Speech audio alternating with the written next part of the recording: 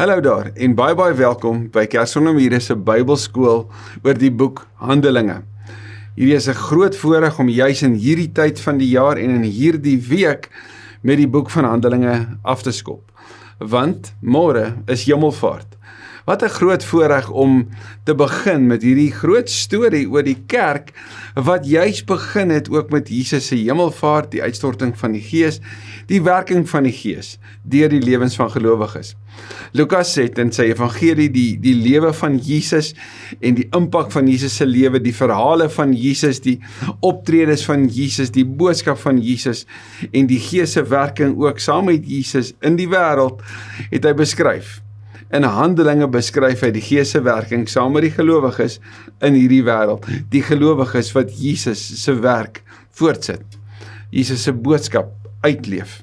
So jy is so welkom en ek bid dat die Here ook ons reis saam vir die volgende klomp weke, want dit is 28 hoofstukke, wat ons saam vers vir vers gaan deurstap, stadig gaan deurstap, dat die Here jou en my sal ontmoet en met ons elke week sal kom oopbreek, dit wat op sy hart is, dit wat in die teks staan, en dat ons die begeerte, die behoefte om meer en meer van hom te leer, en meer van die Bybel te leer, dat ons regtig sal beleef hoe hy ons ook daarin kom ontmoet.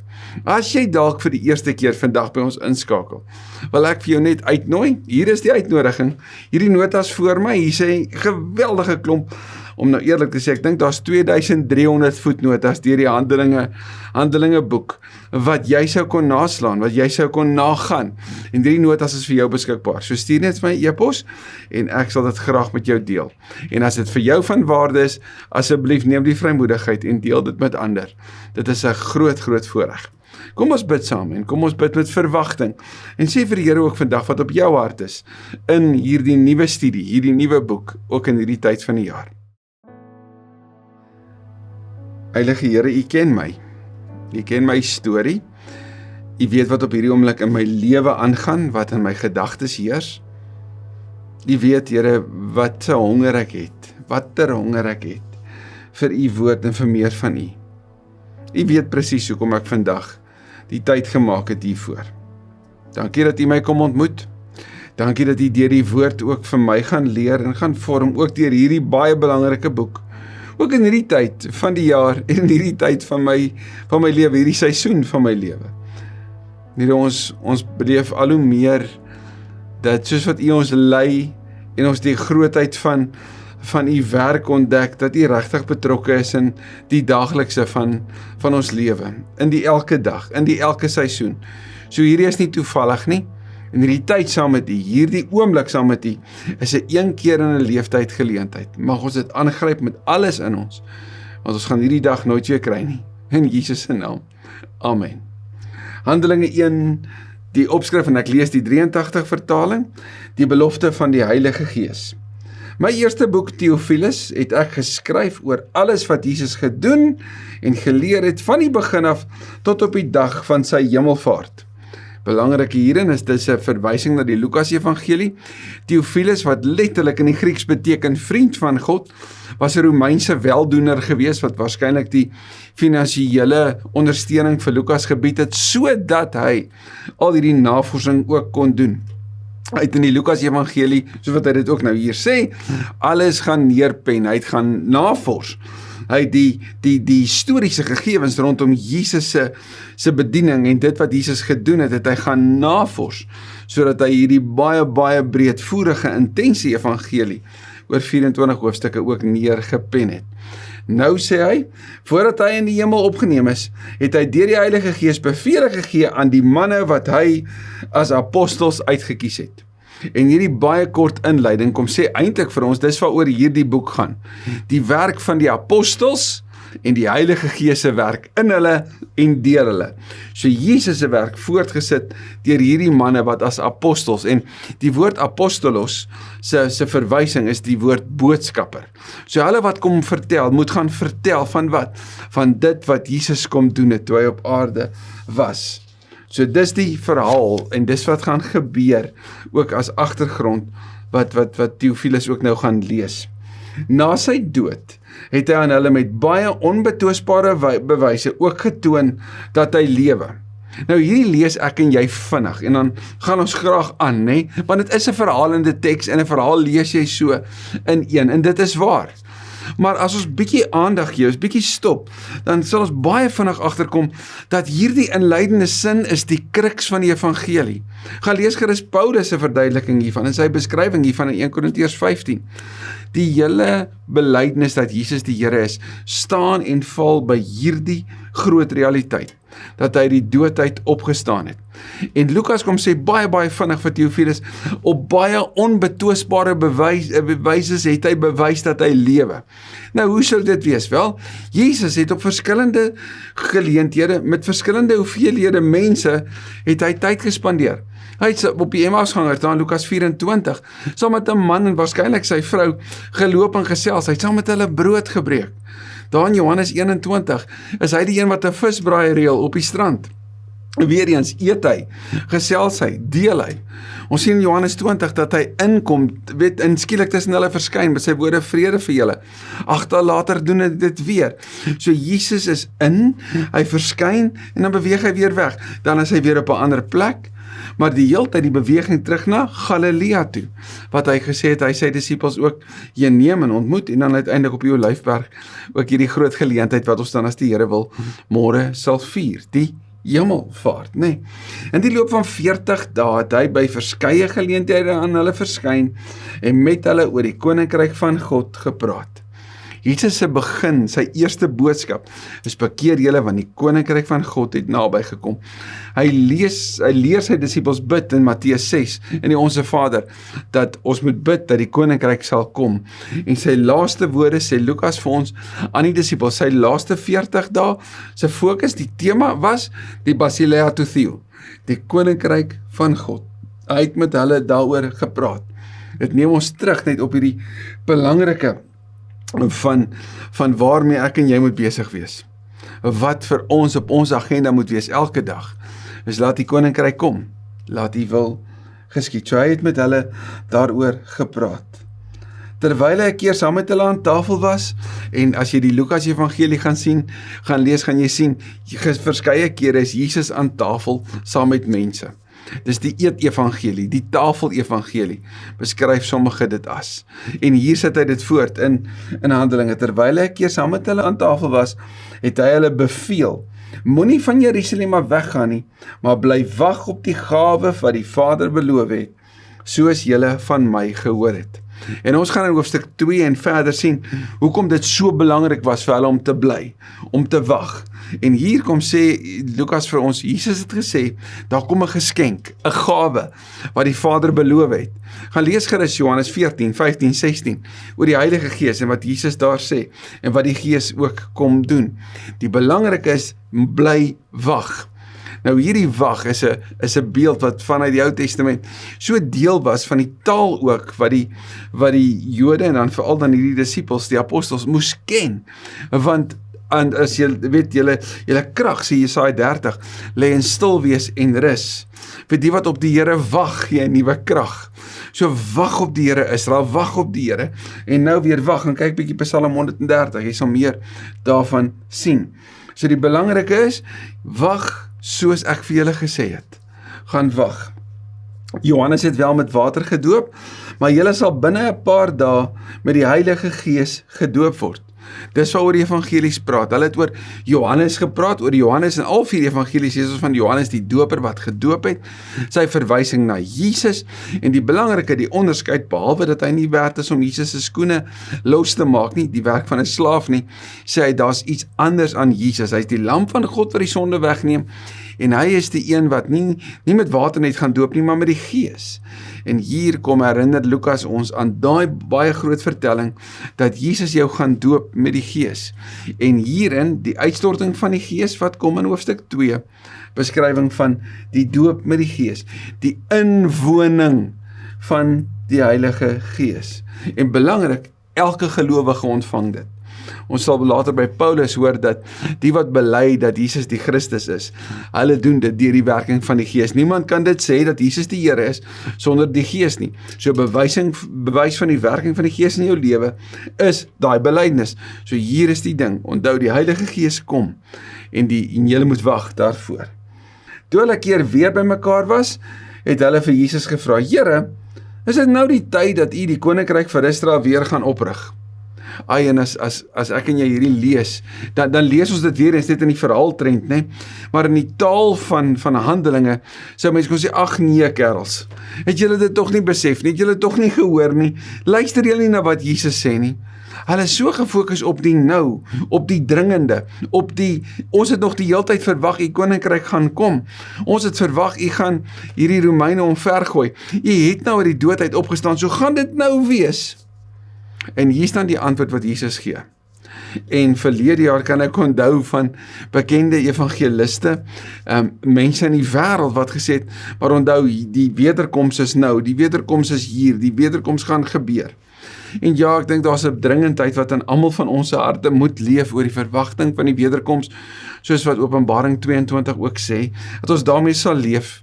Maar hoor Jesus se antwoord, want dit geld regtig vir almal van ons, vir elkeen wat uitsien na Jesus se koms, om hierdie te onthou. Hy het vir hulle geantwoord, dis nie vir julle om die tyd en omstandigheid te weet, wat die Vader in sy eie mag bepaal het nie. Maar, en hier staan die ding, so julle gaan nie weet nie. Wat julle wel gaan weet is hierdie, en hierdie moet julle aan vashou. En hierdie is waarop ons moet fokus. Nie op die tyd en die omstandigheid en die voorspellers en die tydsaanduiders nie, maar hierop. En onthou, ons het nou al soveel keer gesien, wanneer ons lees, maar God, maar Jesus, maar julle, dan kom sê die Bybel vir ons in daai twee woorde, stop, gee aandag, en hier is dit weer, maar julle, en wat sal gebeur? Julle sal krag ontvang, wanneer die Heilige Gees oor julle kom, en julle sal my getuies wees in Jerusalem, sowel as in die hele Judea, en in Samaria, en tot in die uithoeke van die wêreld. Hierdie woord kai, die woord vir en hier, is reg vertaal ook in die 83 vertaling met sowel as. So julle is my getuies in Jerusalem, maar julle is ook my getuies in die hele Judea. Julle is ook my getuies in die hele Samaria. Julle is ook my getuies tot in die uithoeke van die wêreld. En ons gaan sien hoe hierdie belofte waar word, wanneer die Gees oor julle kom. En die Griekse woord vir krag hier is die woord dynamis, en daarvan in die Afrikaans is daar twee woorde vir jou en my om aan te dink. Die eerste een kry ons die woord dynamo vandaan. Dynamo is om momentum te skep, en ons sien dit, dat wanneer die Heilige Gees oor hulle kom, is daar beweging. Hulle sit nie meer net stil nie, hulle moet wag vir die ontvang van die Gees, en wanneer die Gees kom, dan kom die kerk in beweging. Dis soos Tim Keller sê, Jesus roep ons radically in, and then he sends us radically out. Hy trek ons in met 'n totale intense liefde, wat totaal anders is as hierdie wêreld, en as jy sy hart verstaan, en as jy die Gees ontvang, want dit gebeur in geloof in Christus, dan kan jy nie net hier bly nie, jy gaan weer uit, want jy het die beste nuus ooit om in die wêreld te deel. So jy gaan krag ontvang, dynamis, jy gaan 'n momentum kom, en 'n ander beskrywing vir die woord dynamis is die woord dinamiet. Wat doen dinamiet? Dinamiet het die vermoë om die omstandighede onmiddellik te verander. En kyk mooi wat gebeur. Soos die kerk beweeg, Jerusalem, Judea, Samaria, uithoeke van die wêreld, daar waar die kerk is, daar's momentum, daar's beweging, maar daar's ook 'n intense verandering van die omgewing. Die potensiaal in hierdie gelowiges om die omgewing te impakteer, is juis so groot, want die lewende God is by hulle. Nie net by hulle nie, hy's in hulle. Hy vul hulle met sy krag. Nee, hulle word sy tempel, sy woning. So dis belangrik, julle sal krag ontvang. Die Gees gaan oor julle kom, en julle gaan in beweging kom. Ons gaan later sien presies hoe dit ook gebeur het. Jesus se hemelvaart, sê die volgende opskrif, nadat hy dit gesê het, en dit is môre, is hy opgeneem, en terwyl hulle dit sien, en 'n wolk het hom weggeneem, sodat hulle hom nie langer kon sien nie. Die belangrike van hierdie beskrywing van die hemelvaart, Jesus se weggaan, is natuurlik op die rug van die vorige. Jesus het ook in Johannes gesê, dis goed dat ek weggaan, want as ek weggaan, kan die Gees kom. En natuurlik as die Gees kom, dan vul hy die gelowiges en dan kan die beweging van Jesus kan dan geweldige momentum optel en die wêreld kan dit hoor. Want dis die een ding van die kruis wat nog moet gebeur. En dit is die boodskap van die kruis moet die hele wêreld vertel. Moet die hele wêreld nou versprei word en aan almal vertel word. So dis wat nou gebeur. Maar vir dit om te gebeur moes Jesus weggaan. As jy Hebreërs gaan sien, sal jy sien, Jesus se troonbestuiging beteken dat Jesus se werk voortgesit word.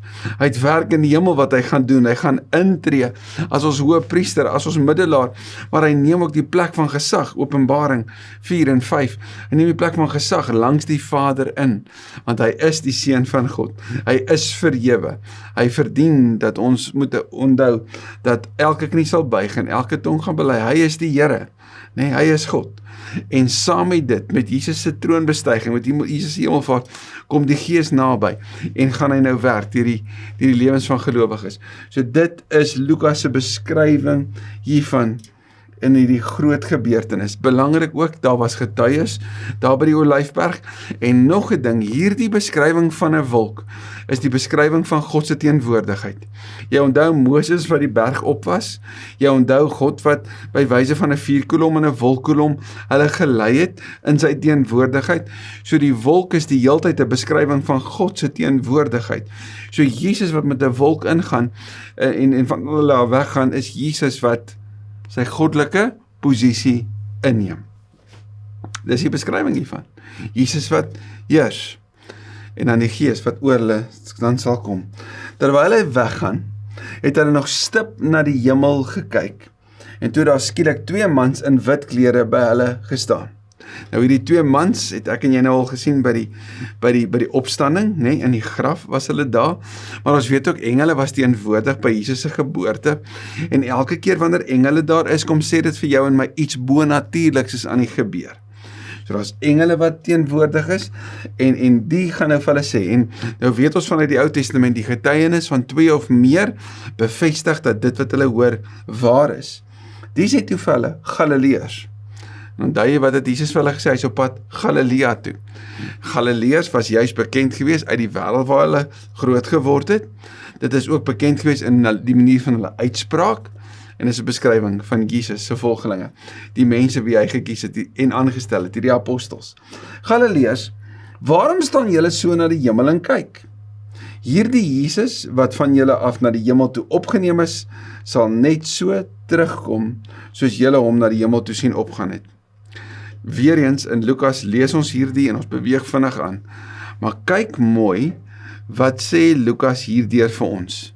Kom sê vir jou en vir my in hierdie jaar, in hierdie tyd van die geskiedenis, ons leef tussen 2 gebeure. Jesus se hemelvaart en Jesus se terugkom. Jesus het gesê hy gaan, Jesus sê hy kom terug, en omdat dit gebeur het, weet ons hierdie gaan gebeur, en omdat hierdie 2 waar is, verander dit jou en my perspektief. Verander dit die manier hoe ons leef, ons waardesysteem.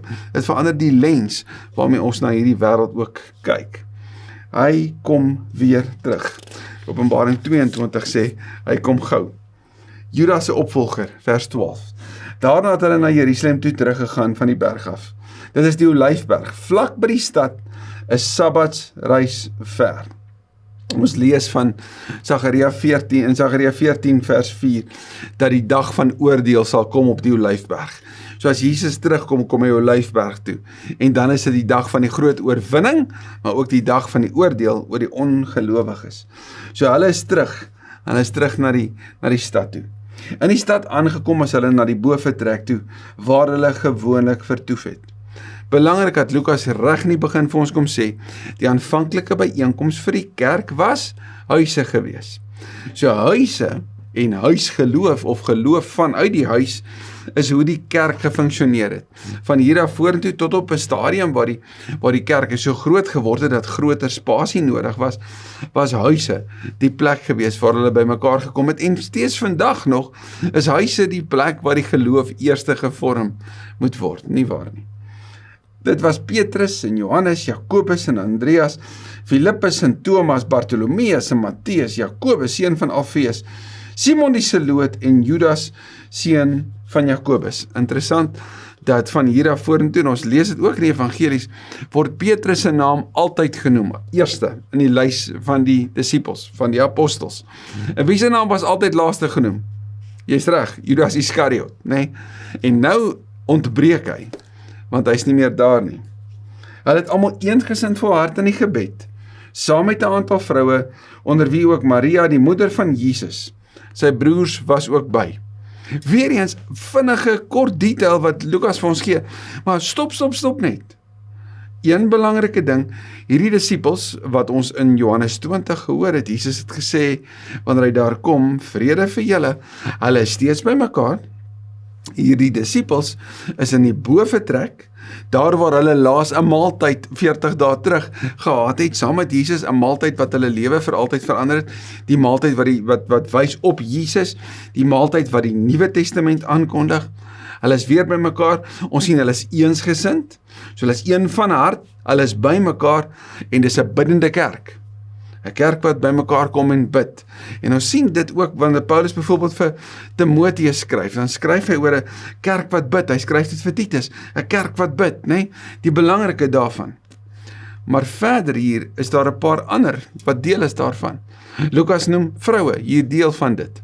En onmiddellik weet ons vroue was die eerste getuies van Jesus se opstanding. Daai vroue is hier. Jy sou nie vroue ingeskryf het as jy 'n fabel in daai tyd wou skryf nie, want vroue het nie waarde gehad nie. So dit is 'n beskrywing van dis waar. Onthou dis in daai wêreld, né? Jesus kom verander dit vir ewig. En dan twee ander, Jesus se broers. Nou wat weet ons van Jesus se ma? Sy was die heeltyd, het sy geweet wie hy is. Ek wil kyk maar net in Johannes 2. Maar wat weet ons van Jesus se boeties? Hulle het op 'n stadium vir hom sê, jy is van jou kop af. Hulle het op 'n stadium vir hom sê, hoe sê jy God is jou vader? Hulle het hom kom haal. En dit beteken dus, hulle het nie geglo nie. Jy sal veral in Johannes Evangelie meer daaroor sien, gaan kyk ook op hierdie platform op die Bybelskool, wat ons oor Johannes gedoen het, as jy meer daarvan wil weet. Maar nou is hulle daar. En twee van hulle, by name Judas en Jakobus, word outeurs in die boeke van die Nuwe Testament. So wat het gebeur? Dat jy gaan van ongeloof, al het jy saam met hom groot geword, na geloof en erkenning, en beide van hulle noem hulle self dienaars van Jesus. Wat het gebeur? Die opstanding en die hemelvaart. Die verwagting dat hy weer kom. Dit het gebeur. So hulle is by mekaar, hulle is besig om te volhard in gebed. In daardie tyd was daar 'n byeenkoms van so wat 120 gelowiges. So die begin van die kerk was 120. 10 keer meer as die aanvanklike roeping van die disippels. Nou het hulle gegroei, hulle is 120. Petrus het die leiding geneem. Onthou jy Petrus, die visserman, wat in Lukas 9 gesê het wie Jesus is, en Jesus sê op hierdie belydenis, gaan ek my kerk bou? Wel, Petrus is nou die een wat voorstap. Ons ken Petrus as die een wat vinnig praat. Petrus is die een wat sê, Here, as dit U is, sê vir my, ek moet uit die skei uitklim. Petrus praat vinnig, Petrus doen vinnig, en nou is Petrus die een wat ook eerste die leiding neem, die eerste tree gee. Broers, die skrifwoord wat die Heilige Gees tevore by monde van Dawid oor Judas uitgespreek het, moes vervul word. Hy is as een van ons gereken, en is ook gekies om 'n aandeel in ons werk te hê. So net soos ons is hy geroep. Die probleem is, ons is nou 11. En Jesus het 12 geroep. So Petrus sien onmiddellik hier's 'n probleem, hy wil dit aanspreek. Maar hy het die gids geword van die wat vir Jesus gevange geneem het. So onmiddellik omspreek Petrus die groot probleem aan, en dit is die verraad van Judas. Met die geld wat Judas vir sy misdaad gekry het, het hy 'n stuk grond gekoop, daar het hy vooroorgeval en oopgebars, en in al sy ingewande het uitgepeel. Hier is 'n geweldige grafiese beskrywing, en dit wil lyk of Judas homself daar, die grond wat hy gekoop het, homself opgehang het oor 'n afgrond, en dat dit moontlik is dat toe hy geval het daarvan af, dat hierdie gebeur het. Die belangrike is net, Petrus beskryf Judas se dood, en dat hy sy eie lewe geneem het. Dit het bekend geword onder al die inwoners van Jerusalem, en daarom word die plek Akeldama genoem. Dit beteken bloedgrond. Nou bloed is 'n teken van straf, en daarom hierdie naam Akeldama, straf. In die boek van die Psalm staan daar, laat sy woonplek leeg word, laat niemand daarin woon nie, en laat 'n ander sy amp oorneem. So Petrus herhaal woorde wat hulle as kinders sou geleer het uit die Psalms, uit Psalm 69, Psalm 109. So Petrus sê, waar hy sy eie lewe gaan neem, en nou moet ons 'n plan maak. Daar moet dus nog 'n getuie wees van Jesus se opstanding wat by ons gevoeg word. Ons kort 1, ons moet hierdie 11 weer 12 maak. Hoekom 12? Wel, daar was 12 stamme in Israel. Ons was 12 gekies. Ons kort 'n 12de een. Dit moet een van die manne wees wat saam met ons rondgegaan het die hele tyd toe die Here Jesus in die openbaar opgetree het, vandat hy deur Johannes gedoop is, totdat hy van ons af in die hemel opgeneem is.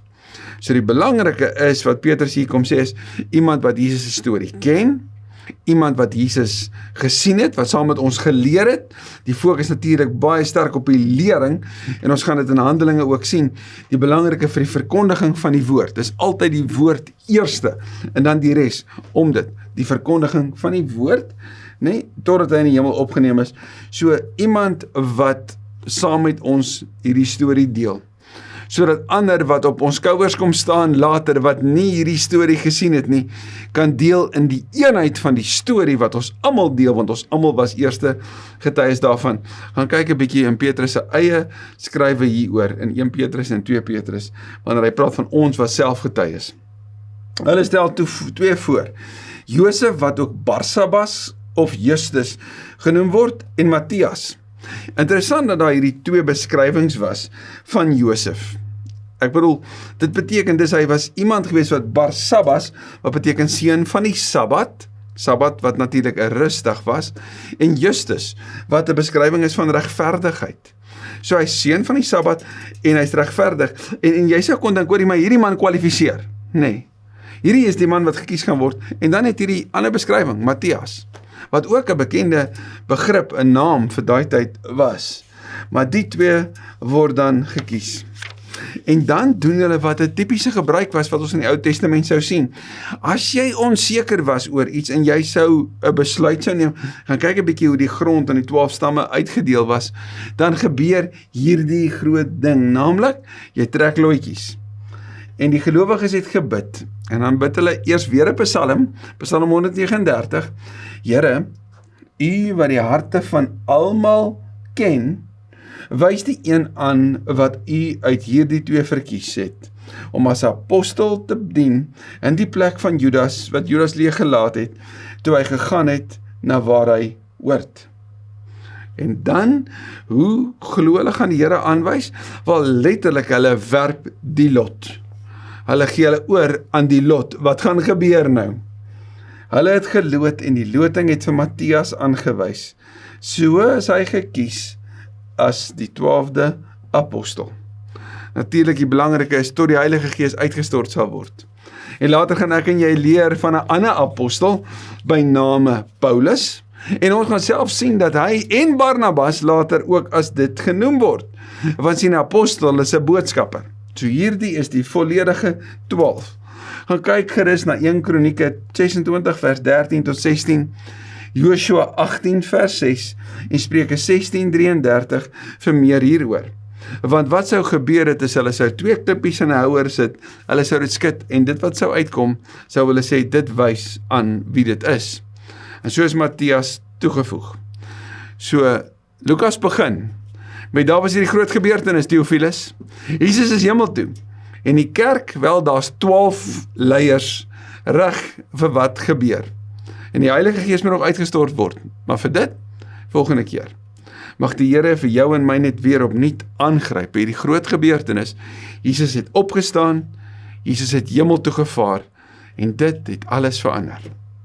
Dankie Here, vir hierdie dag, vir hierdie oomblik, en dat ons met 'n groot verwagting kan uitsien na volgende keer, vir meer van U, meer van U woord. Ons bid vandag, Here, ook, Heilige Gees, so dikwels sê ons, maar ons wil meer van U hê. Handelinge gaan ons leer, nee, U wil meer van ons hê. So mag U ook meer van ons vandag kom inneem. In Jesus se naam. Amen. Mooi dag vir jou.